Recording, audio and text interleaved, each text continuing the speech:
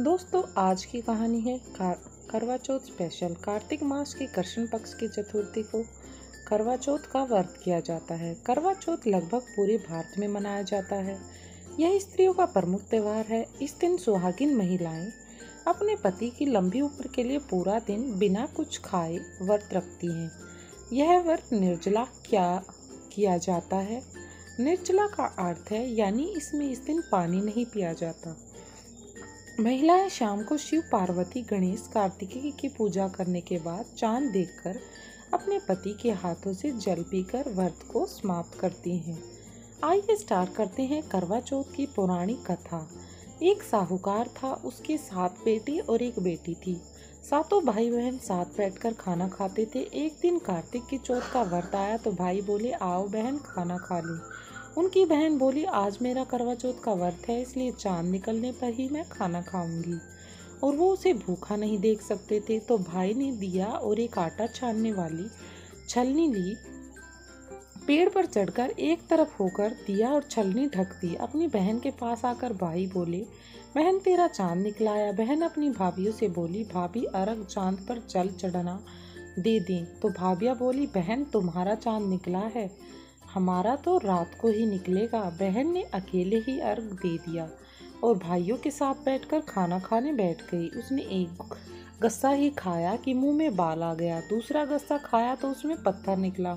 दूसरे गस्से में ही ससुराल से बुलावा आ गया कि जमाई राजा बहुत बीमार है। जब माँ बोली कि साड़ी पहनकर ससुराल चली जा, माँ ने सोने का टका उसके पल्ले में बांध दिया और कहा कि रास्ते में कोई भी मिले उसके पैर छूते जाना और उनका आशीर्वाद लेती जाना। सबको रास्ते में मिले और यही आशीर्वाद देते गए कि ठंडी हो, सब्र करने वाली हो, सातों भाइयों की बहन हो, तेरे भाइयों को सुख दे। परंतु किसी ने भी सुहागिन रहने का आशीर्वाद नहीं दिया। जैसे ही वो ससुराल पहुंची, दरवाजे पर उसकी छोटी ननद खड़ी थी। उसने उसके पैर छुए तो ननद ने कहा, सील हो, सपूती हो, 7 पुत्रों की माँ हो, तेरे भाइयों को सुख मिले। यह बात सुनकर उसने जो सोने का टका माँ ने दिया था वह खोलकर दे दिया।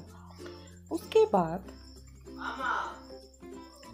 वह वहां से चली गई तो देखा उसका पति मरा पड़ा है। वह रोने और चिल्लाने लगी। उसकी सास दासी उसे कहती है कि वह ऊपर पड़ी है, उसको बंधी हुई रोटियां दे आओ।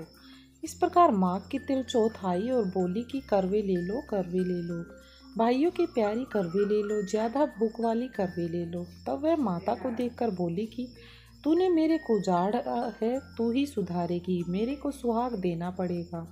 तब चौथ माता ने कहा कि पोष माता आएगी, वह मेरे से बड़ी है, वही तेरे को सुहाग देगी। इस प्रकार पोष माता भी आकर चली गई। माघ की, फाल्गुन की, चैत की, बैसाख की, जेठ की, आषाढ़ की, श्रावण की, भादों की, सारी चौथ माता इसे जवाब देती चली गई कि अगली चौथ माता आएगी, उनसे कहियो, हमें ना पता कि क्या होने वाला है। बाद में अश्विन की चौथ माता आई और कहा कि तेरे ऊपर कार्तिक की चौथ माता नाराज है, वही तेरा सुहाग देगी, तब उसके पैर पकड़कर बैठ जाइयो। यह कहकर वह चली गई। बाद में कार्तिक की माता आई और गुस्से से बोली कि भाइयों की प्यारी करवे ले ले, दिन में चांद उगाने वाली करवे ले ले, ज्यादा भूख वाली करवे ले ले, अब तो करवे लेने पड़ेंगे। तब साहूकार की बेटी उनके पैर पकड़कर बैठ गई और रोने लगी। हाथ जोड़कर बोली, हे चौथ माता, मेरा सुहाग तेरे हाथ में है, तुझे देना पड़ेगा। चौथ माता की बोली कि छोड़ पापिनी हत्यारिनी, मेरे पैर क्यों पकड़ रही है। वह बोली, मेरे से बिगड़ी है, तू ही सुधारेगी, मेरे को सुहाग देना पड़ेगा।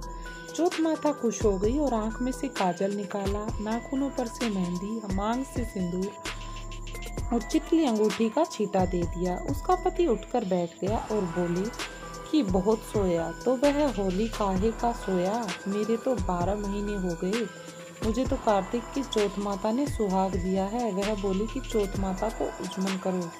तो उन्होंने चौथ माता की कहानी सुनी, खूब सारा चूरमा बनाया। दोनों पति पत्नी खाकर चौपड़ खेलने लगे। नीचे से सासू जी ने रोटी भेजी और दासी ने आकर कहा कि वे दोनों चौपड़ खेल रहे हैं। सास देखकर खुश हो गई, सासू के पैर छूने लगी और उसने सारी नगरी में ढूंढोरा पिटवा दिया। सबको चौथ का व्रत करना चाहिए।